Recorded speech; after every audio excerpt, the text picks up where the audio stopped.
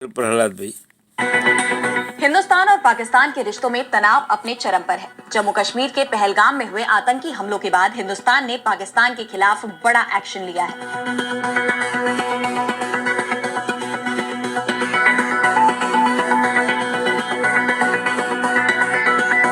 पहलगाम हमले के बाद हिंदुस्तान की मोदी सरकार ने सीसीएस यानी कैबिनेट कमेटी ऑन सिक्योरिटी की बैठक ली और पाकिस्तान के खिलाफ 5 बड़े फैसले लिए।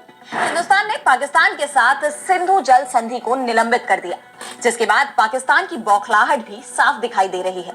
इन सब पर हम आगे विस्तार से करेंगे चर्चा, लेकिन आइए जरा उन खबरों को भी देख लें जिन पर आगे होगी बात। राष्ट्रपति बनने के 3 महीने में ही डोनाल्ड ट्रंप की लोकप्रियता में आई गिरावट, सर्वे में खुलासा। ट्रंप की अवैध नीतियों के खिलाफ 12 अमेरिकी राज्य पहुंचे कोर्ट। यूक्रेन पर फिर भड़के अमेरिकी राष्ट्रपति ट्रंप, जेलेंस्की पर लगाया शांति वार्ता को नुकसान पहुंचाने का आरोप। आर या पार की कही बात।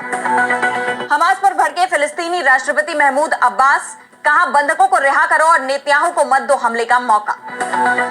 और चलते चलते में देखेंगे इंसानों की तरह पक्षी भी रचते हैं संगीत, स्टडी में बड़ा खुलासा। इन सभी खबरों पर हम आगे विस्तार से करेंगे बात, लेकिन पहले एक नजर हेडलाइंस पर। चीन पर टैरिफ कम करने पर विचार कर रहा ट्रंप प्रशासन, मीडिया रिपोर्ट्स का दावा। व्हाइट हाउस के अधिकारी बोले कोई भी कार्रवाई एक तरफा नहीं की जाएगी। अमेरिकी उपराष्ट्रपति जेडी वेंस का भारत दौरा पूरा, जयपुर से वॉशिंगटन के लिए हुए रवाना। पीएम मोदी से की द्विपक्षीय वार्ता। तुर्की के इस्तांबुल में भूकंप से लोगों में दहशत, 6.2 तीव्रता के भूकंप के बाद 51 आफ्टर शॉक आए, 150 से ज्यादा लोग घायल। अपने स्पेस स्टेशन पर बड़ा प्रयोग करने वाला है चीन, 10वें अंतरिक्ष दिवस के मौके पर स्पेस स्टेशन में भेजेगा 3 नए एस्ट्रोनॉट्स। तो पहलगाम में हुए आतंकी हमले के बाद हिंदुस्तान और पाकिस्तान के बीच तनाव बढ़ गए हैं।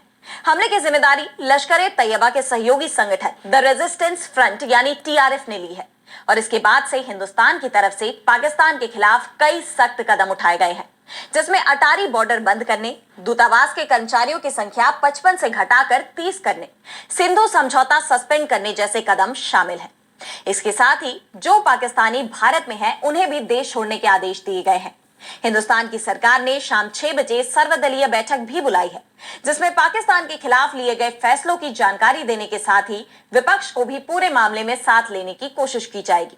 इस बीच Pakistani media outlet Express Tribune की रिपोर्ट में कहा गया है कि पाकिस्तान का विदेश मंत्रालय हिंदुस्तान की आक्रामकता के जवाब में कार्रवाई पर विचार विमर्श कर रहा है। पाकिस्तान के शीर्ष नागरिक और सैन्य नेतृत्व के निर्देशों के बाद फैसले की घोषणा की जाएगी।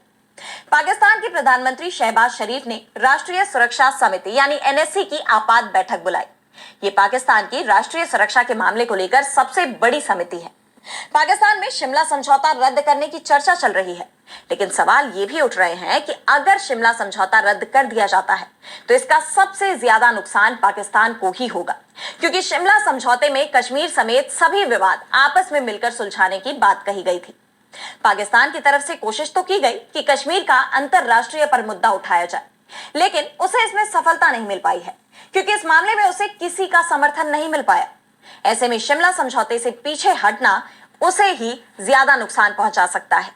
इस बीच दोनों ही देशों की तरफ से जरूर बड़े संदेश मिल रहे हैं। पाकिस्तान ने ईरान अफगानिस्तान बॉर्डर से बड़ी संख्या में सैनिकों को एलओसी की तरफ भेजना शुरू कर दिया है। भारत के करीब पाकिस्तानी विमान लगातार पेट्रोलिंग कर रहे हैं। पाकिस्तान ने 24 और 25 अप्रैल को कराची तट से दूर अपने विशेष आर्थिक क्षेत्र ईईजेड के अंदर अपनी तटरेखा पर सतह से सतह पर मार करने वाली मिसाइल का परीक्षण करने के लिए अधिसूचना भी जारी की है। पाकिस्तानी सेना ने अरब सागर में फायरिंग एक्सरसाइज भी शुरू कर दी है। वैसे पाकिस्तान की तरफ से यह भी माना जा रहा है कि हिंदुस्तान की तरफ से जल्दी ही सैन्य कार्रवाई नहीं की जाएगी। हिंदुस्तान और पाकिस्तान के बीच बढ़ते टकराव के बीच अमेरिकी विदेश मंत्रालय ने अपने नागरिकों के लिए एडवाइजरी जारी की है। उन्हें जम्मू कश्मीर न जाने की सलाह दी गई है। और अब बढ़ते हैं अगली खबर की तरफ, जहां हम बात करेंगे अमेरिकी राष्ट्रपति डोनाल्ड ट्रंप की घटती लोकप्रियता की। तो डोनाल्ड ट्रंप को राष्ट्रपति का पदभार संभाले मुश्किल से 3 महीने हुए हैं, लेकिन इन 3 महीनों में उनके फैसलों ने अमेरिकी जनता को परेशान कर दिया है। यहां तक कि अमेरिकी राज्यों में ट्रंप के खिलाफ प्रदर्शन भी देखे गए और अब जो खुलासा सामने आया है वो जरूर ट्रंप की परेशानी बढ़ा सकता है। राष्ट्रपति बनने के 3 महीने में ही डोनाल्ड ट्रंप की लोकप्रियता में बड़ी गिरावट आई है। इकोनॉमिस्ट यूगोव सर्वे के मुताबिक अब केवल 41% अमेरिकी उनके समर्थन में है, जबकि जनवरी में यह संख्या लगभग आधे से भी ज्यादा थी। इसके अलावा प्यू रिसर्च सेंटर की तरफ से दिए गए एक और सर्वे में सामने आया कि ट्रंप के काम की रेटिंग फरवरी में 47% से गिरकर 40% हो गई है। ये पूर्व राष्ट्रपति जो बाइडेन के 59% से काफी कम है। इस गिरावट के पीछे की मुख्य वजह ट्रंप की आक्रामक नीतियों को माना जा रहा है। एक तरफ प्रवासियों के खिलाफ उनकी कार्रवाई ने लोगों में असुरक्षा की भावना पैदा कर दी है, वहीं सरकारी कर्मचारियों की छटनी ने लोगों को बेरोजगार कर दिया है और उनके टैरिफ के फैसले ने तो पूरी दुनिया में आर्थिक तनाव पैदा कर दिया है। ऐसे में कई अमेरिकी राज्यों ने ट्रंप के खिलाफ कोर्ट का रुख भी किया है। 12 अमेरिकी राज्यों ने ट्रंप की टैरिफ नीति को कोर्ट में चुनौती दी है। उन्होंने न्यूयॉर्क में US court of international trade में मुकदमा दायर किया है। उनका कहना है कि ट्रंप की टैरिफ नीति गैर कानूनी है। इसने अमेरिकी अर्थव्यवस्था को पूरी तरह से तबाह कर दिया है। कोर्ट में केस करने वाले राज्यों में प्रमुख तौर पर Oregon, Arizona, Colorado, Connecticut, Delaware, Illinois, Maine, Minnesota, Nevada, New Mexico, न्यूयॉर्क और वर्मोंट शामिल हैं। राज्यों का दावा है कि ट्रंप अंतरराष्ट्रीय आपातकालीन शक्ति अधिनियम के आधार पर मनमाने ढंग से टैरिफ नहीं लगा सकते।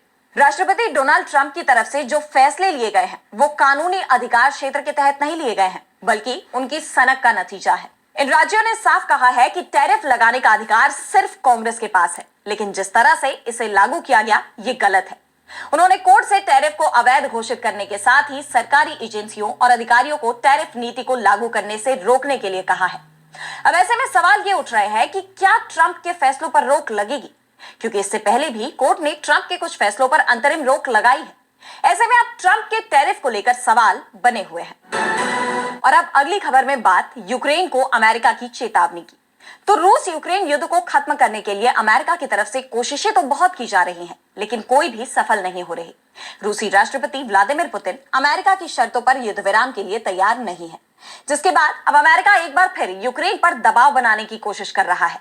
अमेरिका के राष्ट्रपति डोनाल्ड ट्रंप ने यूक्रेन के राष्ट्रपति वोलोदिमीर ज़ेलेंस्की पर शांति वार्ता को नुकसान पहुंचाने का आरोप लगाया है।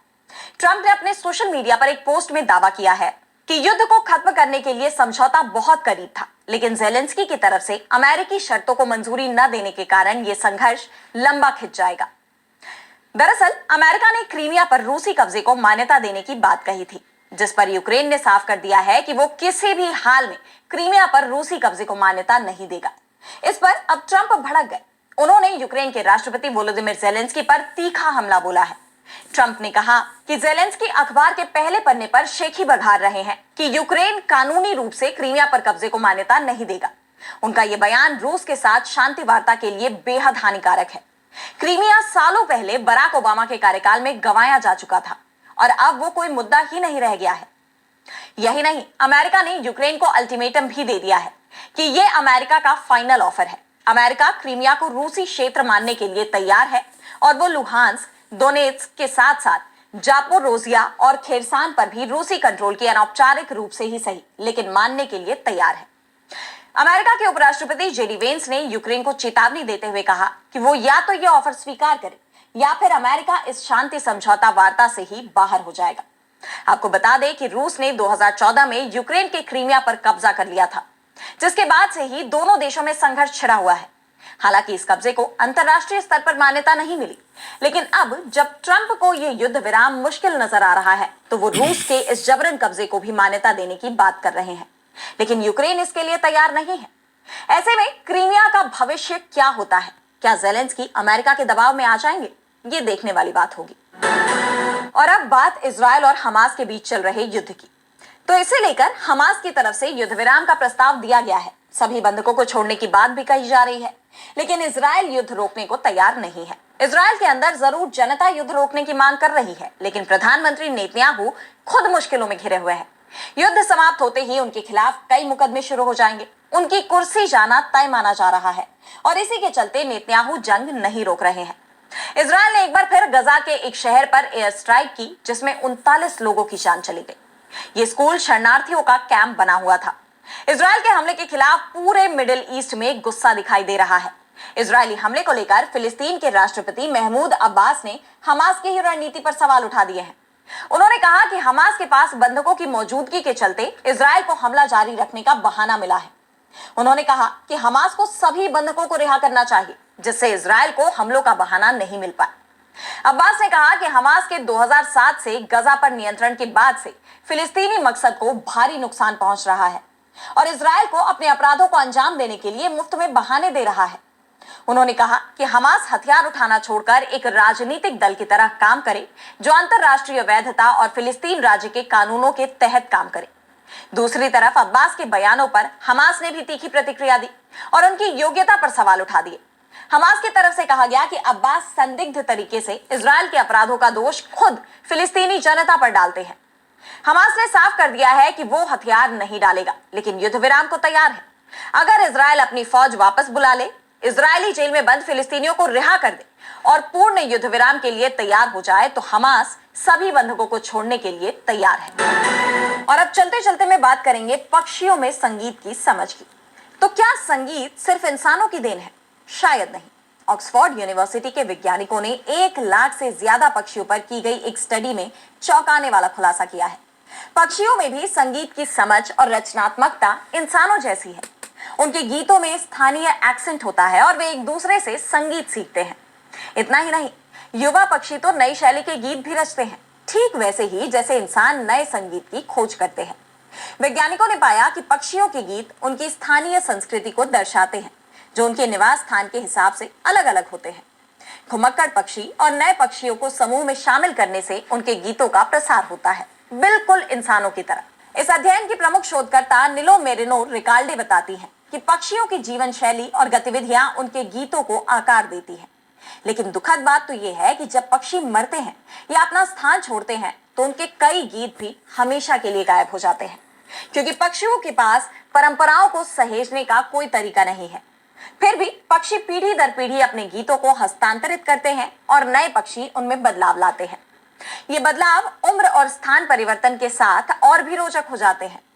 खास बात यह है कि जो पक्षी अपने जन्म स्थान के करीब रहते हैं वे स्थानीय संगीत की अनूठी संस्कृति रचते हैं, ठीक वैसे ही जैसे इंसान अपने क्षेत्र की बोली और संगीत शैली विकसित करते हैं। यह अध्ययन बताता है कि संगीत की कला सिर्फ इंसानों तक सीमित नहीं है, बल्कि प्रकृति में भी उतनी ही जीवंत है। तो आज इस वर्ल्ड